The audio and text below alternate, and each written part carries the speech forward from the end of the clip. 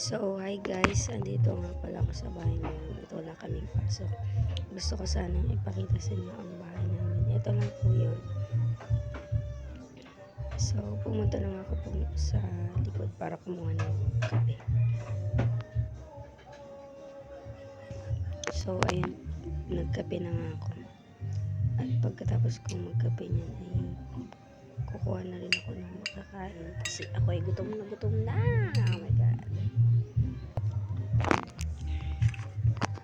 So, tara, kain guys. Kain tayo, kain.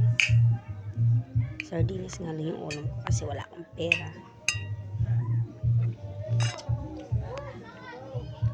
So, ito lang po. Maraming salamat.